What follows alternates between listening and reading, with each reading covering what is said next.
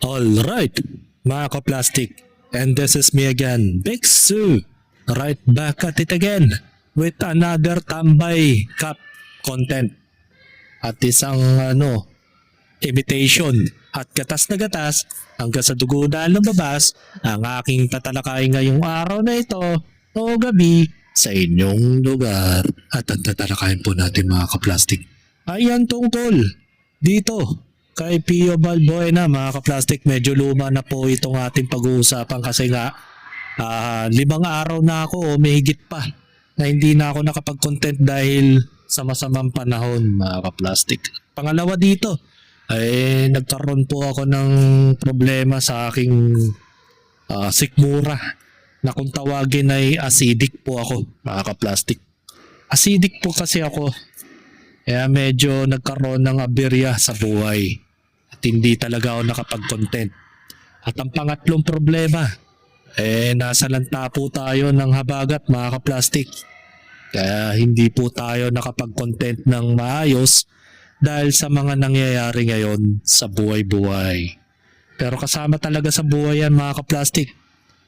Ang tanging paraan na lang manatiling strong sa mga nangyayari sa buhay. At patuloy ang pagsuporta nyo sa akin mga ka-plastic. So ito na po ang ating tatalakayin at parang naririnig ko na naman na kinasuhan daw siya ng NBA Global mga ka-plastic dahil dito sa mga pangongopya o pagnanakaw ng mga designs sa mga franchise o sa mga damit or anything, di naman damit ng ginagawa ni Pio Balbuena, yung cap mga ka-plastic o yung sombrero na ginagawa niya. Sabi ko na nga ba't mapapansin siya ng mga high profile na brand tulad ng NBA. Gaya nga ng sinabi ko sa recent content, mapapansin at mapapansin siya. Bagamat ganito ang kanyang sinabi, panoorin natin kung ano yung sa kanyang mga opinion.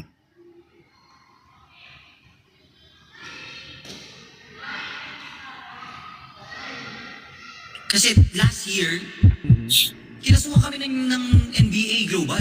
Yung issue mo sa cap game about sa mga designs mo.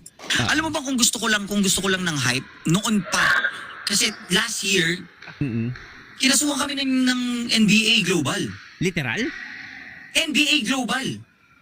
Sabi ko, madami naman gumagawa niya na. Ano yung mga spoof? Diba si Stephen Curry, yung mismo logo. Sa amin, baling-bali eh. Nagkaroon kami season disease. O, pak. Kung gusto ko ng hype nun, vinlog ko yun. Ito yung namin, sobrang hype nun.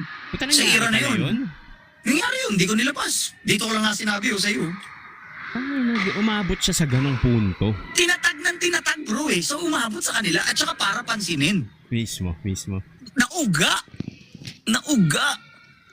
Diba nga kasuha ka ng NBA Global, hindi NBA Philippines, Global. Sobrang proud ako nun. Tawa. Oh my God! Sa pananalita pa lang na yon, parang tuwan-tuwa pa siya sa mga sinabi niya sa mismo sa sarili niya na nauga daw dahil nakarating ito sa NBA mga ka-plastic. Hindi niya alam kung gaano kalaki ang kaso ng copyright mga ka-plastic at maaaring ikasira din niya o ikakulong niya. May tinatawag tayong extrajudicial ewan ko extrajudicial ba yun o something na kasi merong tayong process pagdating sa mga ganyan, sa mga kaso na yan. Parang hindi ko kasi nasa utak ko eh, hindi ko masabi. Tingnan natin yung comment. Sabi ni Romel Laniemery Jr., proud pa sa pangungupal. Oo nga eh. Tuwa pa siya na nagkaroon ng cease and desist order ng NBA Global. Tuwan-tuwa pa siya na nagnakaw siya ng design ng iba.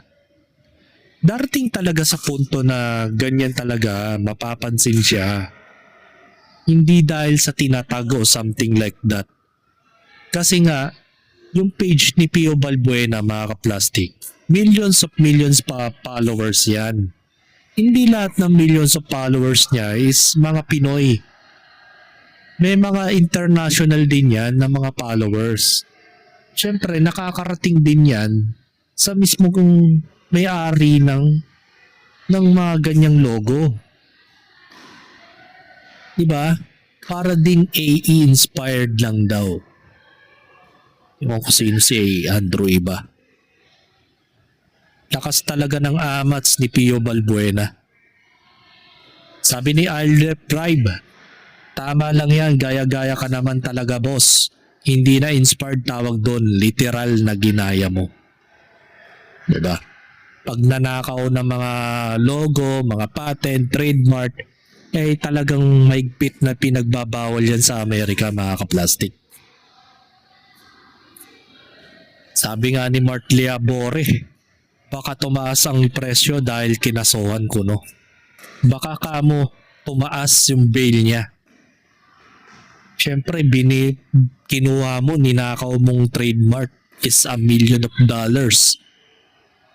Tulad na lang yung mga logo ng Lakers, logo ng New York Knicks at kung ano-ano pa na ginaya ni Pio Balbuena na ginawa lang niyang kabasurahan mga kaplastik. Tuwan-tuwa siya to the point na alam niya, feeling niya sa sarili niya siya ay icon na. Diba? Wala siyang respeto.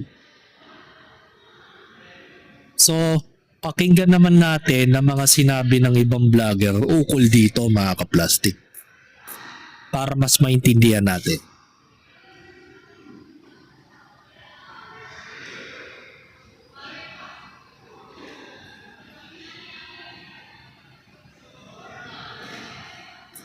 Nauga! Diba nga kasuha ka ng NBA Global, hindi NBA Philippines, Global! Ito talaga yung part na medyo napaisip talaga ako kay Pio. Pirma ni Wamos, may pirma ko. 4 million, no? 4 million. Hindi, mga 5 Kasi siya mismo ang nagsabi na nakatanggap sila ng cease and desist order mula sa Sabi kasi dito, an cease and desist order is a legally binding command issued by a court or government agency that forces a person or business to stop an illegal or harmful activity immediately. So yun ang ibig sabihin ng cease and desist order. Pero ano ang ginagawa ni Pio Balbuena mga kaplastik? Nagpapatuloy pa rin siya na makipag-trade at ibenta sa mas malaking halaga yung mga ninakaw niyang logo sa iba't ibang klase o sa iba't ibang aspeto ng trademark ng mga taga-Amerika. So ibig sabihin nito, hindi siya natatakot kasi nasa Pilipinas siya. Pero yung nagdedemanda o yung nag-file ng cease and desist ay Amerika. So iisipin nga niya na wala lang ito sa kanya. Parang iniisip lang niya na natuwa kasi siya from the way na sinabi niya na nauga ang NBA Global.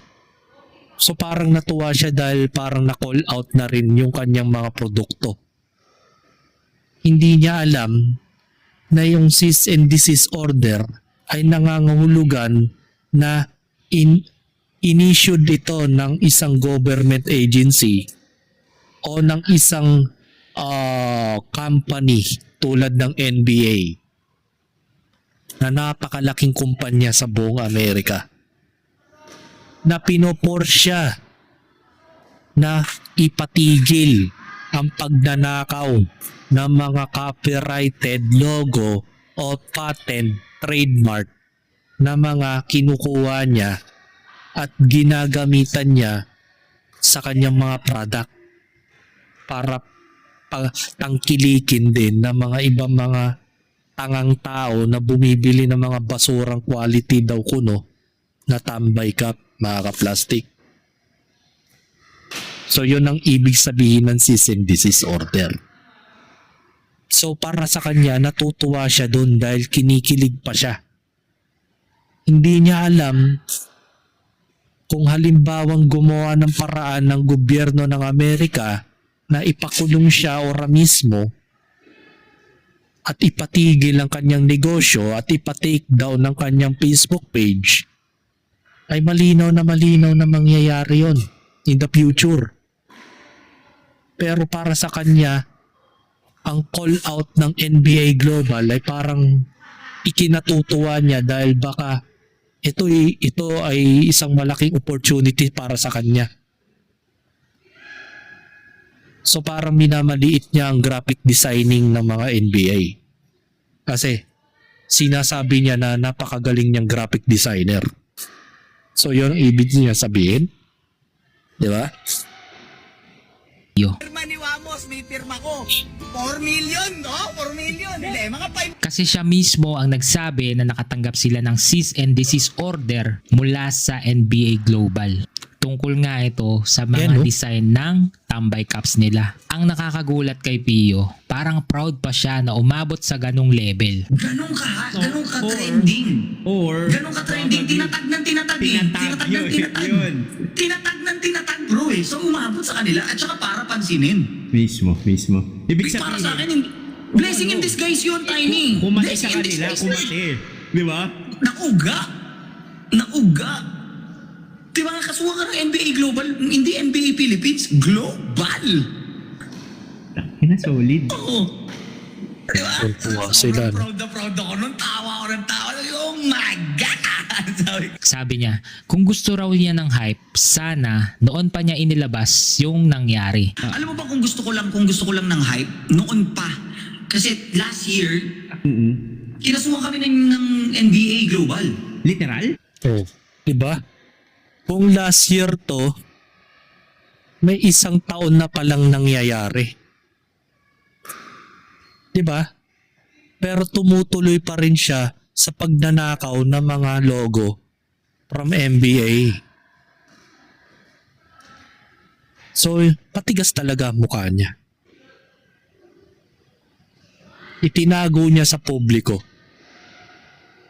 So nagkatotoo nga yung sinabi ko na darating ang araw na mapapansin siya ng mga malalaking company like NBA sa mga pagnanakaw niya ng mga konte, ng mga designs. So isang taon na pala ang nakakalipas. So 2025 pa lang, nag-file na ng cease and desist order ang NBA. Pero hindi niya pinansin. Pero magpahanggang ngayon ay gumagawa pa rin siya ng mga pagnanakaw o pangunguha ng mga logo galing sa ibang bansa. Diba? Kasi nga naman iniisip niya kasikatan daw yon. Nauga daw niya eh. Nauga eh. Paano na lang kung seryosohin talaga siya ng ahensya ng gobyerno ng Amerika na abalahin siyang pumunta dyan o pumunta sila dito sa Pilipinas para mapakulong ka? Eh kung ang dating Pangulong Duterte napakulong nila eh. Kinaladkad nila sa hagi. Ikaw pa kaya na ordinaryong negosyante lang na magnanakaw ng logo? Diba? Dapat noon pa lang gumawa ka na ng mitigation sa sarili mo. Ayusin mo na. Wag mo nang paabutin sa punto na ikaw rin na madedeado. Pero parang natutuwa pa siya, no? Last year daw. As yung nangyari. alam mo ba kung gusto ko lang ng hype? Noon pa. Kasi last year, kinasuhan kami ng NBA Global. Literal? NBA Global. Oh shit. Pero para sa akin, hindi naman magandang klaseng attention yun kung may malaking brand na nagpapadala sa'yo ng warning, di ba? At hindi rin naman ito biglang sumulpot na issue lang. Matagal nang napupuna online yung ilang tambay cup design dahil kahawig nga daw nito ang ibang sports cups at Hindi mga daw. kilalang brands. Absolutely. Mas lalo pang naniwala ang mga tao dahil nga si Pio na rin mismo ang nagsabi dati na may mga design silang kumukuha ng idea o concept mula sa mga lumang vintage sports cups tapos ginagawa nilang sariling tambay cup versions. Yung issue mo sa cup game about sa mga designs mo. Paano ba to? Pwede ba natin pag-usapan to na inspired by ba talaga or minsan hindi nyo na rin nakikita? Puta, parehas din. Meron akong gusto ko, sige, total na pag-uusapan yan, dito ko lang yan sasabihin. Sabi ko, madami naman gumagawa niyan ah. Ano yung mga spoof? Diba si Stephen Curry, yung mismo logo. Sa amin, baling-bali eh. Kaya nung sinabi niyang may cease and desist silang natanggap, parang doon mo mapapaisip na baka hindi lang pala simpleng pambabash yung mga puna noon. Pero hindi ibig sabihin dito na guilty na siya sa infringement. Pero kung umabot na sa point na mismong malalaking brand na ang nagpapastop sa'yo, siguro hindi na rin dapat gawing biro to. Diba? Kaya tama ang tanong yun. ko, kung ikaw yung may brand tapos isang malaking kumpanya na mismo ang nagpadala sa'yo ng cease and desist, matutuwa ka ba dahil napansin ka? O doon ka na magsisimulang kabahan? Kakabahan syempre. Kasi putya, isipin mo, malaking company na nagpapatigil sa'yo. Ano man oras kaya nilang gawan ng paraan in a legal way. Ikaw ay isang negosyanteng bugok lamang. Wala ka sakaling kingan ng kinikita ng NBA Global. Kumpara naman sa kinikita mo. Na nakikipag-trademark ka lang naman sa mga uto-utong taong bumibili ng mga pangit mong sombrero na gawa lang naman sa rekto. Diba? Kahit naman mga Muslim na negosyante, kayang gayahin yung tambay cup niya.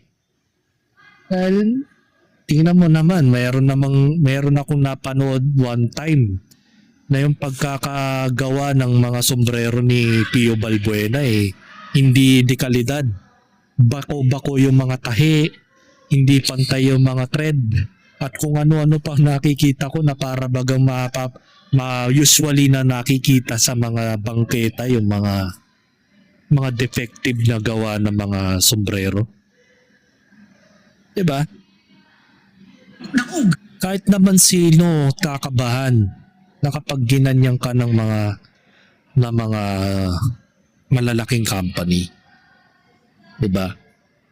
Pero para kay Pio Balbuena it's a fraud. Proud pa siya. Na para bagang hindi sa kanya, para bagang wala lang sa kanya. Pero tingnan mo, 1 taon na palang nakakalipas. Isipin na lang natin na kapag tinuloy at tinuloy pa niya yung mga panggagago niya, 100% demanda ito. Makukulong to. Magbabayad siya ng $1 million. Baka malahat ng mga pinaghirapan niya simula nung pandemic times, kung paano siya umusbong, kukulangin ang kinita niya sa Facebook, YouTube, pati sa kinita niya sa franchise niya, sa mga merch niya. Kukulangin talaga yan. Magbabalik na naman uli siya kung saan siya nagmula. Ewan ko ba, tuwan-tuwa siya kasi in the way na napapansin ko no siya. Pero di niya alam, it's a wake-up call yan eh. Na hindi pa niya, 1 taon na eh, hindi niya tinitigil. Talagang tingnan na lang natin kung ano mangyayari kay Pio Balbuena, mga kaplastik. Maaring swerte siya. Ba siya ang kuning graphic designer ng NBA, maaring hindi rin. Diba? So hanggang dito na lang ang aking opinion. And this is me again, Big Sir, lagi nagsasabing ang mga plastic ay matagal mabulok, dahil ang mga plastic ay toxic. Kaya, what's up mga ka-plastic? And this is Gambit, commentary video na video live stream. Signing out. Alright.